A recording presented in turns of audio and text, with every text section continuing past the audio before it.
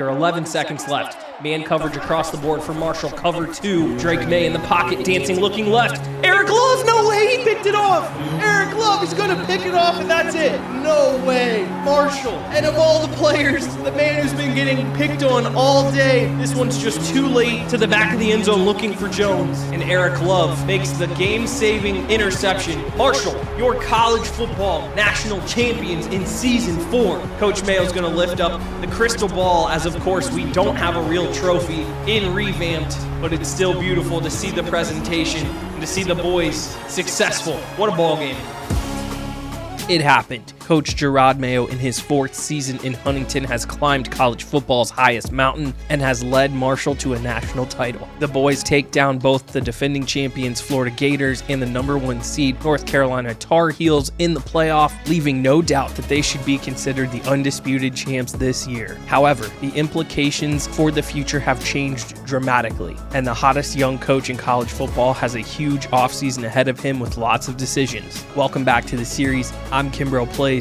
Let's get this season 5 off-season episode going and see what's next for this story. Marshall came to the table a day after the national title game with a massive 5-year contract extension offer. They do not want to let their 40-year-old star head coach leave for another school, so they are committing their resources to show him the future of Marshall football is bright and that he's the one to lead the show. 51-5, 2 conference titles, 2 playoff appearances, and now 1 national championship. A+ prestige, and other programs have obviously taken notice. Coach Mayo would be silly not to take a few meetings and see what jobs are out there. The Arizona State job is open. Herm Edwards is retiring at 71 years old, 2-10 in the Pac-12 last year, but it's a 4-star school with solid ratings. Mel Tucker is out at Michigan State after going 0-12. It would be a big reclamation project. Suddenly, Nebraska out of nowhere is the team to beat, and that means the Big Ten could be wide open. Absolutely huge news out of Chapel Hill as Mac Brown is also hanging it up.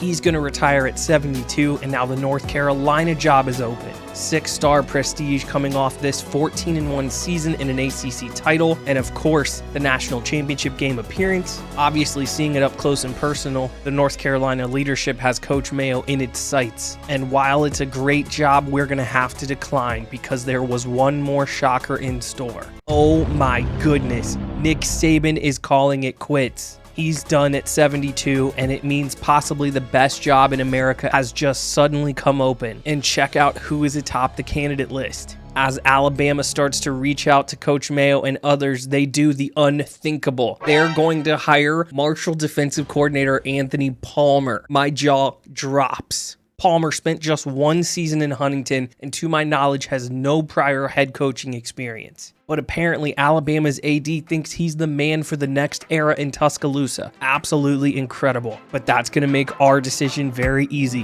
Huntington is home. We are going to sign the 5-year extension and continue building this program into a national power.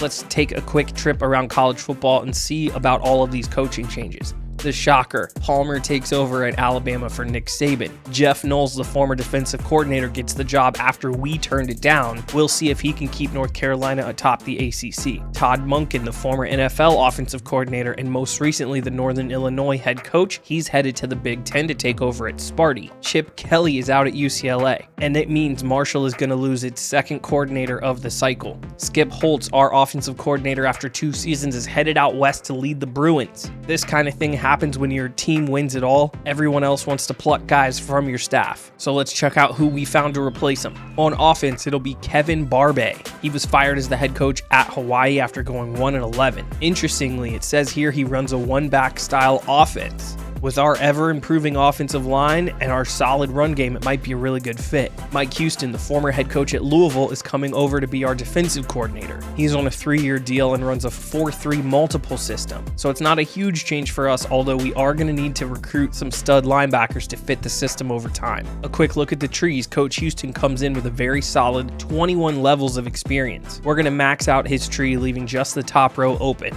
His addition should have a much greater impact than level 6 Coach Palmer was last year, what he brought to the defense.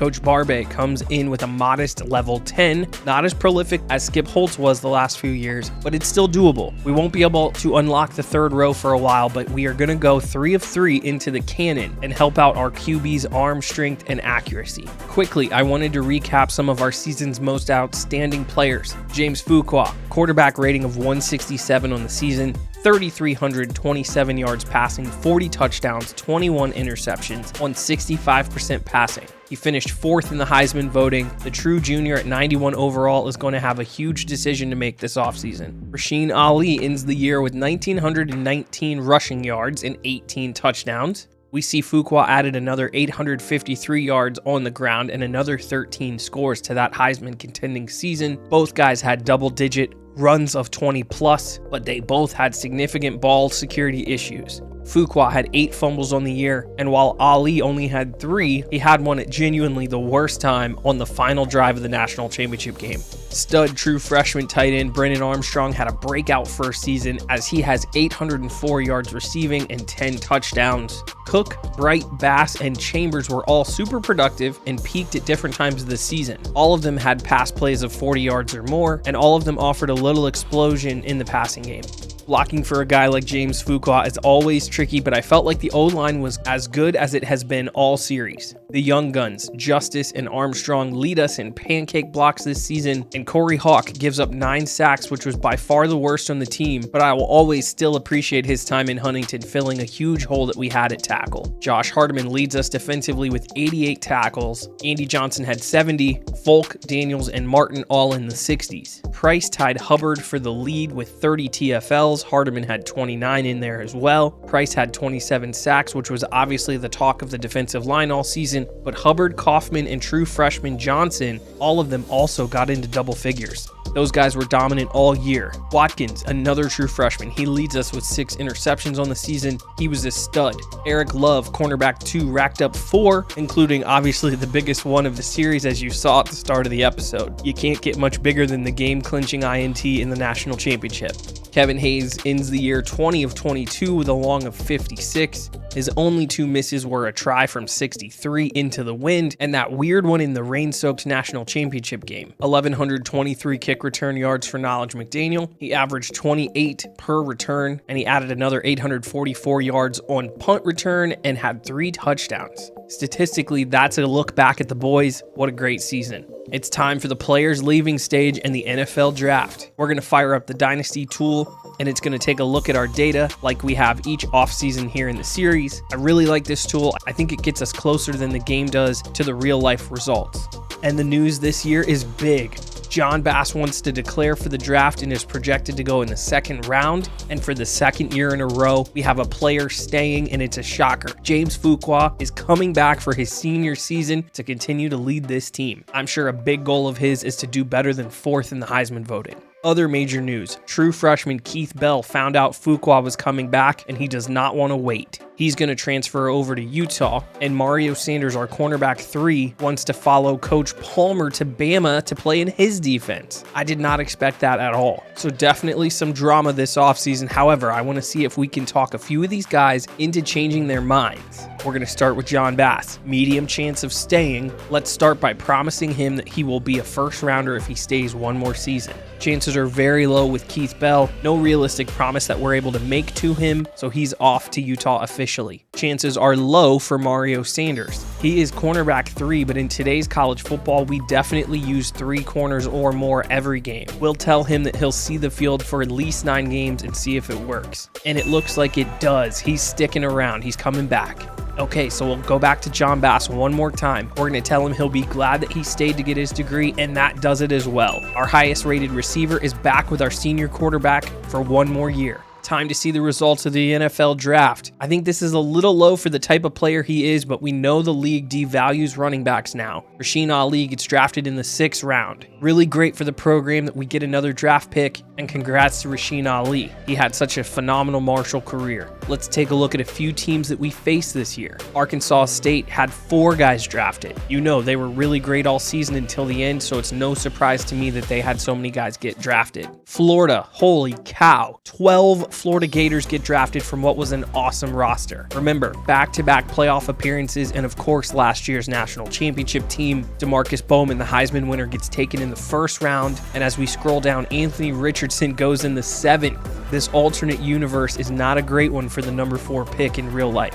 8 Tar Heels are going to get drafted off of this year's runner-up team. Really solid group for them, but interestingly enough, we don't see Drake May on this list. And I think that means quarterback 1 for them is also coming back for his senior year. I feel like Fuqua and May are going to be at the top of the Heisman list to start the season. The biggest area of dynasty mode that I hope gets rehauled with the new game coming out next year, transfers. Obviously a big part of modern college football. Nobody coming to Marshall transferring in this season. Okay, time to transition our attention back to recruiting. Here's a quick look at the guys still left on the board. Tyler Coley, the linebacker, and Corey Brown, the do-it-all athlete, are the 2 biggest targets left out there for us. Our current class is still looking amazing. Ranked 4th in all of college football with 17 commits, headlined by quarterback of the future Andrew Adams, a phenomenal group for Coach Mayo coming off of his number 7 draft class last year, and it could still get better. So let's look at point allocation. Top target on our board, 4-star JUCO linebacker Tyler Coley. 51 points on him as we trail Florida. Corey Brown, the 4-star athlete's next. 3,685 points. We trail Bama by only 870. Hopefully that's going to be enough to get it done.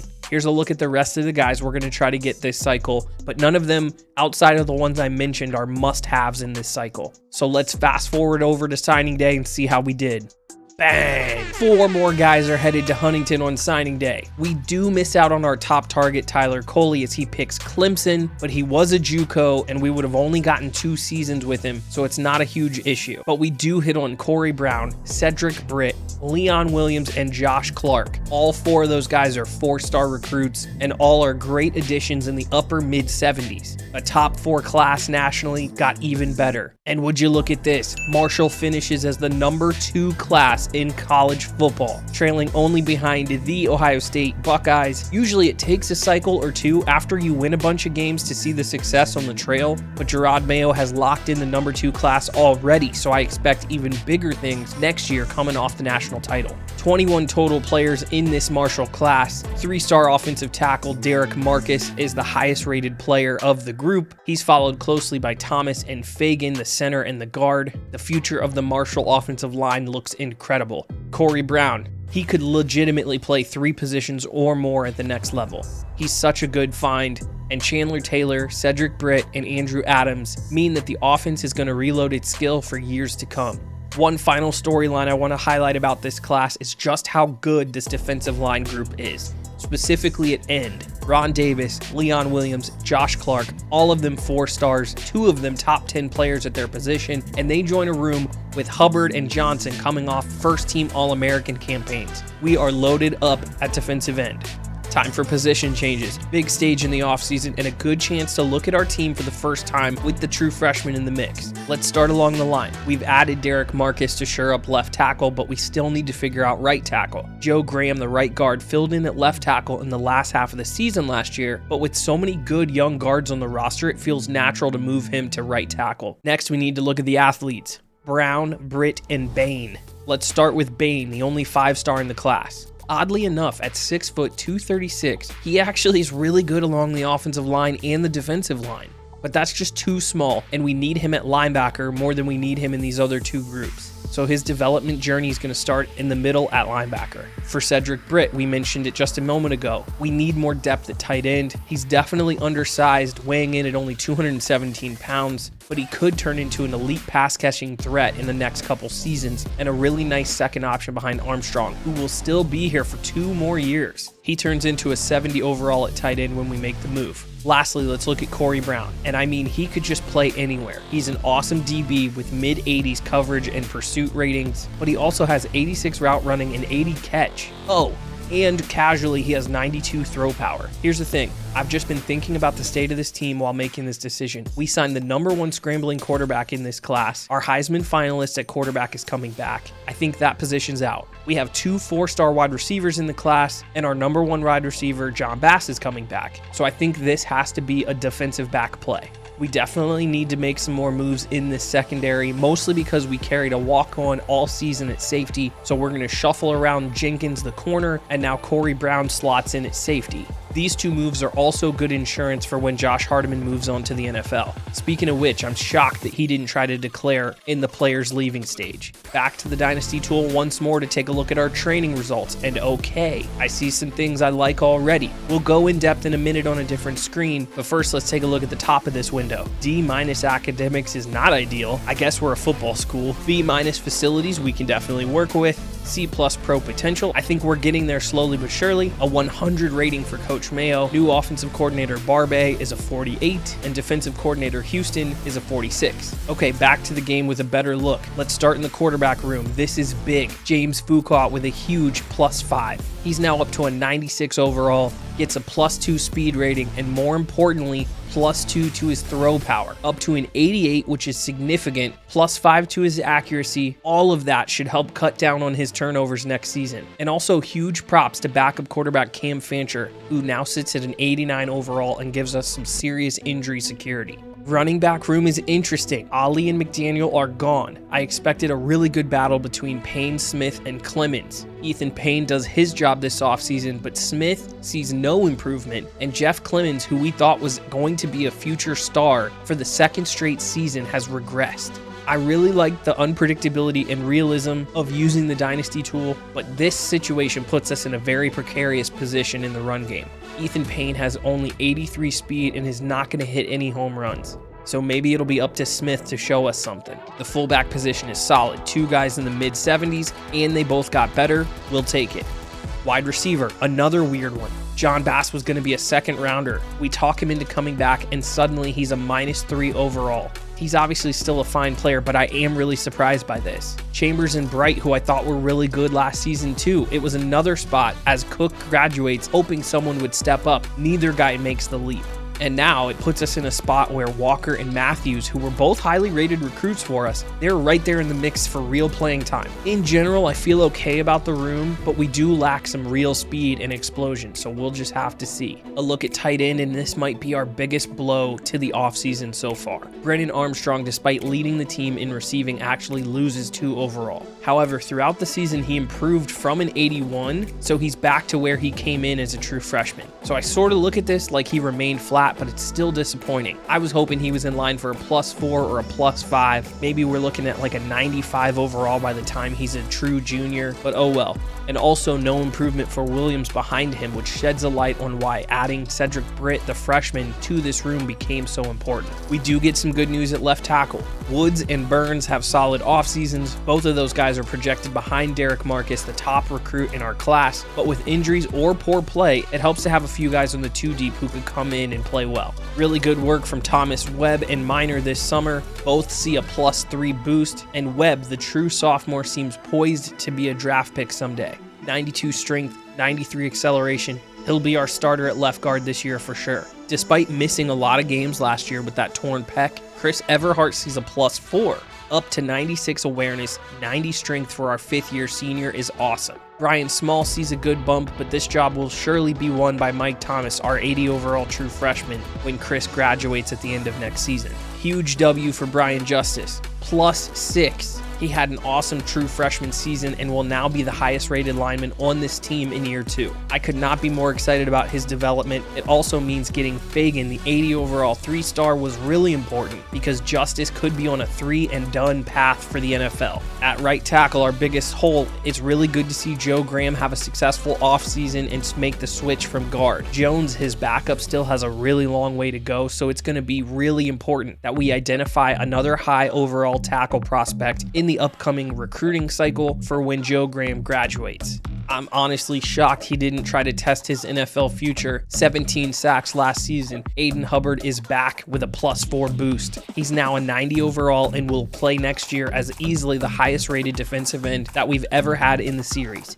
And good stuff from Jermaine Johnson as well. He and Barry both see a +3 boost as the true sophomore is ready to take another step. Remember, we have 3 4-star defensive ends from this class coming to campus to help fill in the depth as well, so I am super happy with the state of the defensive line group on this team. I have no clue how you sweep all of the defensive national awards, tie the NCAA sack record, win the national title, but still come back. But hey, I will gladly take Rashid Price back on this team for next year. +4 up to an 83, and honestly, the group as a whole had a really nice offseason. Top to bottom, it might be the most impressive work done by any group on the entire team. It's likely going to be Stratton who takes over for Jaysean Kaufman as that second defensive tackle, but we're going to have multiple guys worth taking a look at after this level of development. Jordan and McIntosh, really good work by the D tackles. Kerryon Martin's going to return for his final season. He has a nice +3 boost. I expect him to be even more solid now, up to an 84 overall. And shout out to Andrew Jackson with the +5. Fourth-year junior, he came over as one of the only transfers we've had in the series, so it's good to see him having some success and working on his game. Middle linebacker is still probably the weakest spot on this team. This is exactly where I would have plugged in Tyler Coley, the 81 overall JUCO, if he would have chosen us over Clemson, so we're stuck. Ryan Young, though, does see a nice +5 boost. He's going to overtake Cedric Smith, who had a horrible offseason. Young is now the highest overall player in the room, but I really feel like Malcolm Folk, our safety, is going to need to come back down and fill this void again because 72 overall is not going to cut it. Things don't look much better at right outside linebacker. Alexander and Hairston see improvements, but 70 and 68 is just not good enough for our level of college football. We will see if 75 overall Matt Sullivan, the true freshman who will be on campus here soon, is going to be ready to play. You never want to count on a true freshman to start on day one if you don't have to, so linebacker is going to be a huge recruiting target for us this season. Cornerback, this is another tough one. Only a +1 after an incredible true freshman season for David Watkins, and no bump at all after 4 interceptions last year and the game-saving pick for hero Eric Love. So the top of our cornerback room sees almost no development, but the bottom of the room, however, does. 2 +4s, a +5, and a +3 from guys including Mario Sanders, who was ready to transfer earlier in the episode. He's now up to a 79 overall, and I think it's fair that he's going to push Eric Love for snaps as the starter at cornerback 2. I'm happy about the depth, but I'm sad we didn't see Watkins and Love take off. Solid work from Folk and Daniels. Folk, remember, played all last year at middle linebacker despite weighing only 201 pounds. He sees a nice +4 boost, and like I said, he's probably going to be at linebacker next to Kerryon Martin. Kenneth Daniels sees a +2. He's already up to an 84 as a true sophomore. I expect him to continue to rise as a playmaker on this defense. Another guy I don't fully understand how he didn't leave for the league, Josh Hardiman, but he sees a nice +4 up to a 93 overall. He will continue to be the anchor of this secondary and probably the team leader in tackles again. He's coming off that Thorpe Award-winning season. Now we need to see him finally catch the football and turn some of these deflections into turnovers. I sound like a broken record at this point, but how does Kevin Hayes come back? +4, 91 overall, and I guess 3 straight Kicker of the Year awards wasn't enough. He's back to sweep it. Now up to 98 kick power. Unreal. Kevin Hayes is a beast. Jason Thompson, the punter, sees a +4, and he actually wasn't too bad last year. We didn't do a lot of punting, but his average was solid, and now he's a 72 overall sophomore. That's going to wrap up the training results. A few surprises for guys that I thought had really great years last year. Overall, the team is a little bit deeper. The floor got raised, and I think we're going to have more 90-plus overall players than we've ever had in a season. And just quickly, Kenneth Daniels is your fastest player on the team at 96 speed, followed by Love and Watkins, so the secondary can fly around. Webb, Everhart, and Justice are the 3 strongest players, and they make up the middle of that offensive line. So James Fuqua is in good hands up the middle. We got to make 3 cuts to this year's roster to get us down to 70. We'll start with that walk-on safety from last year, Ryan Hayes. 51 overall, it's just bad. He's got to go. 3 4-star defensive linemen means Antone Marquardt at 64 overall. He can go. And finally, 3-star depth piece, Scott Darby, who we just added. There's just no path for him to get on the field on this team, so we're going to let him go as well. Okay, it's time to talk conference realignment. As you know, in real life, there are always significant changes across college football football, and this year is no different. The American Conference is going to get decimated and now only has ECU, Memphis, Temple, and Tulane. Bigger leagues came calling, and that's all that's left in the American. That leads us to big changes for the Big 12. Just like in real life, Texas and Oklahoma are headed to the SEC, and West Virginia has left for another conference. So in response, the Big 12 scoops up Tulsa, SMU, and USF to get back up to 14 schools. And this, of course, comes on the heels of a few seasons ago in our dynasty when BYU, Houston, UCF, and Cincinnati made the move. So the Big 12 is almost unrecognizable from where it was at the start of this series.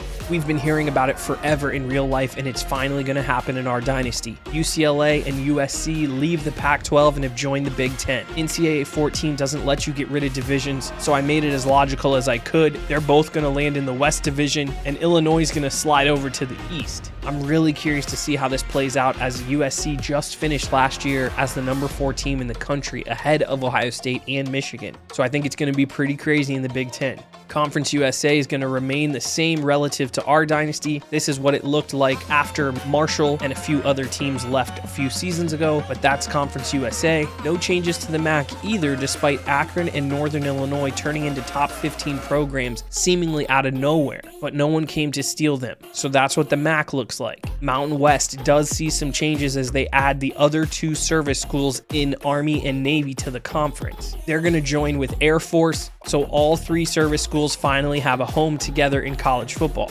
Here's what's left of the Pac-12 after USC and UCLA take off. Just 10 schools left, and it's going to be interesting to see if they try to take from the Mountain West or maybe the Sun Belt in the years to come. Because if you count USC, they had 3 teams finish inside the top 10, and they put a team in the playoff this year. So the Pac-12, despite losing 2 schools, is still a pretty strong conference. The big bad SEC, Oklahoma and Texas, as I mentioned, come in. They're going to fill the West Division. They slot in alongside Texas A&M, and Ole Miss is going to move over to the East to make some room. I can't wait to see what happens with Coach Palmer at Bama, because Oklahoma or Texas could come in and immediately establish control over the East. Super interesting storyline in the SEC. Next, it's the Sun Belt, and boy, oh boy, Marshall is missing from this list. Troy and Arkansas State remain, and they're going to have to carry the torch for this group because Marshall has accepted an invitation to join the ACC. That's right, the Thundering Herd in Huntington, West Virginia are set to join West Virginia as the 2 newest programs into the Atlantic Coast Conference. Over the course of this series, we've had non-conference games against NC State, Virginia, and Boston College. We took on Louisville in Season 1 for our bowl game. We knocked out Clemson in our first playoff semifinal in Season 3. And of course, you saw us battle it out in the rain with North Carolina for the NCAA title last year. This just felt like it made the most sense if Marshall was going to make a leap to a Power 5 conference. We already have a great history with a bunch of these schools. We can now renew the in-state rivalry with West Virginia, and Marshall becomes the 4th team in the top 10 in the ACC. So the competition is going to heat up tremendously for us. Let me know in the comments down below what you think of this move. I think it's a good one, and along with Coach Mayo's extension, it means a whole crazy new chapter of this series is upon us. Here are the rules for our new conference. The ACC will play night games in November, and protected rivalries are turned on. So we might see some epic clashes late in the season, maybe a nighttime snow game, you never know. Conference games can start as early as week 1, and as you scroll down, you're going to see Marshall and West Virginia as a protected rivalry. They're going to be on each other's calendar every single season. Preseason is here, so we will close the episode today with a few more quick things. It's time to redshirt a few guys. Adams is going to sit as Fuqua and Fancher are the guys at quarterback this year, but he better be ready because he's in line to start next season as a redshirt freshman. At wide receiver, we're going to keep 5 plus Armstrong should be enough pass catchers. We're going to redshirt Taylor and Ross, but if we feel like we aren't getting enough explosive plays or there isn't enough speed on the field, we can always burn Taylor's redshirt and let that 94 speed loose. Steve Jones, the freshman blocking tight end, is going to sit this year. We don't need him. Everhart is the starter, and Brian Small is a serviceable backup, so Mike Thomas will get this year to sit and develop. Similar situation with Fagan. Justice is the guy, and Murphy is a fine backup if we get into injury trouble. Fagan gets some time to sit and develop. We've got a ton of depth in the defensive end room. No reason to rush a few of these guys. Clark is going to sit as Johnson and Barry are ready to go. And Leon Williams is also going to sit, but Ron Davis, the other true freshman, the highest rated 4-star, he's going to play. He's in the rotation as a freshman. Love the work from the defensive tackles this summer. It means Simmons is going to be given plenty of time to develop. He's the only one who sits. And similar to Taylor, the wideout, I feel like if we need Sullivan or an injury to Martin or Folk occurs, we're going to be quick to burn Sullivan's red shirt. For now, the plan is to sit him. Bain and Wallace need a lot of time. They're both going to sit year one. And same with freshman Pat James. We need a huge bump for the entire linebacker group next season and a few impact freshmen to come in. Malcolm Folk is going to play linebacker, so Jenkins will be brought back if Daniels gets injured, and Stewart needs a lot of work. He's going to sit. But Corey Brown, the prized do-it-all 4-star, is going to play, and we may see him in a similar role to what Andy Johnson did last year. He might be out there with Hardeman and Daniels. Kevin Hayes came back, and Thompson developed well enough. So we're going to use this year to let Seymour develop. He's going to have to be ready to kick in year 2. Last thing to touch upon is our schedule. First season in the ACC has A- strength of schedule, so it is definitely a step up. We're going to open the season in week 2 at number 17 Washington. The first home game of the year will be against Fresno State, and then we are back on the road to face number 14 Florida State in week 4. A few weeks after that, we are on the road for number 4 Miami, and then in week 8 we host number 7 Clemson. So it is a bit of a gauntlet through the first 8 weeks, I have to admit. We've got the week 10 rivalry game with the Mountaineers, and we close out the regular season on the road at Louisville. And that is our schedule for our first season in the ACC. Pretty insane.